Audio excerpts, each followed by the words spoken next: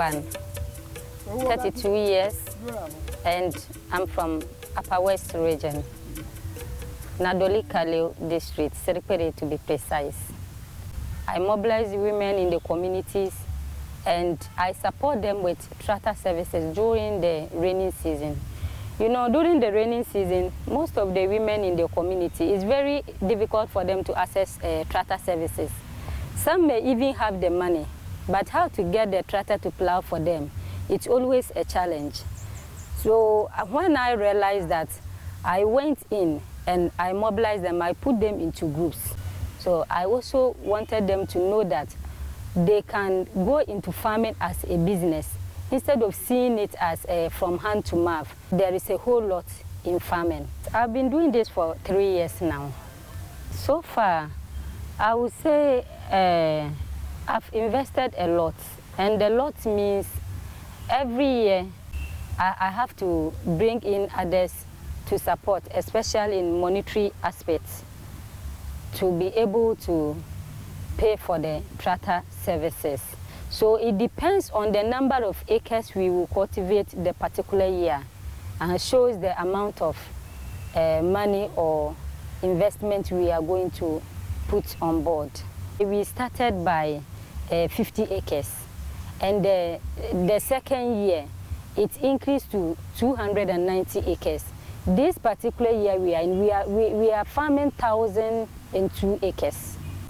For the women, they are making profit. If they are not making profit, others will not join. It's not only the tractor services I give to them. I also add some other services, like those I know they can't get seed. I also speak to the input dealers and access seed for them. Condemn also for them, because a lot of the women, they are weak. They can't weed. So I also look for selectives, for things to move faster and smoother for them. I also help them to access good markets so that they can get profits in what they are doing. So after they sell and they deduct everything that they spend, you realize that they have gained more than the time they were doing from hand to mouth, instead of them seeing farming as a business. So now they are realizing that farming is a real business.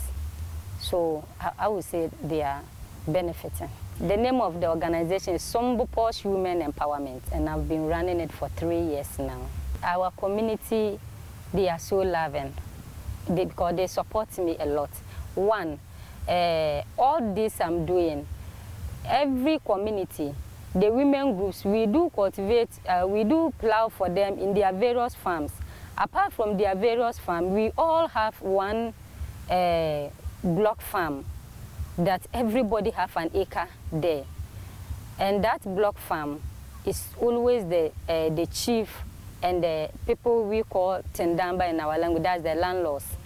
They come together and give us that large place as a block farm. Then every group member have an acre inside, and that is where we do our recovery. So we can farm and maybe 1 acre for you in your farm, or 2 acres for you in your farm. Then you have 1 acre here. But that 2 acres we have plowed for you, we will not take anything from there. But the group farm one, when we do the harvest, we check and see if it will reach whatever we spend on the 3 acres. Then we take it from the block farm, so that it wouldn't be like we are now chasing you up and down for what you owe. No. When there is harvest, we have something we call olonka, that bowl, the market women bowl. So when there is harvest, every acre we take 1 olonka from every acre. So after that we put it together. The number of bags we get, we divide it into 3. The chief will take 1. The tendamba, which is the landlord, they also take 1. Then the youth, we also give them 1 to show that we are really working in the community. We also give out to the vulnerable, especially when we sell the end produce.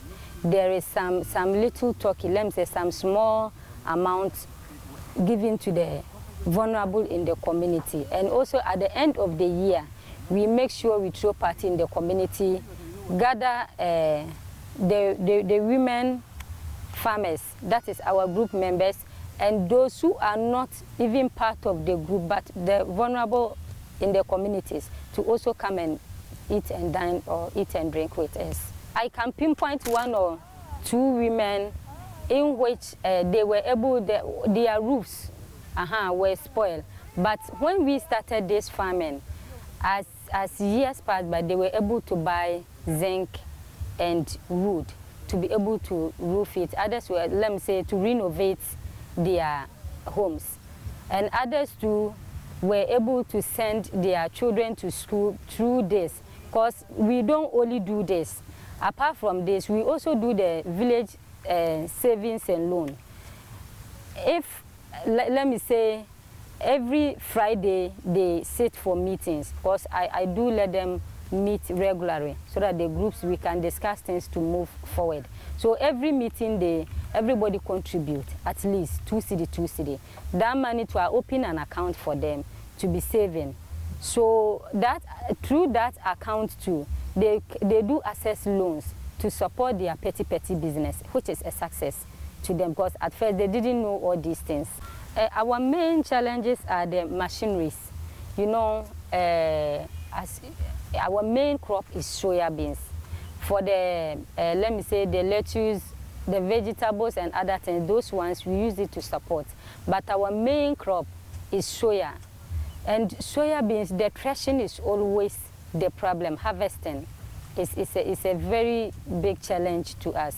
And when it gets to harvesting, getting the threshers it's headache.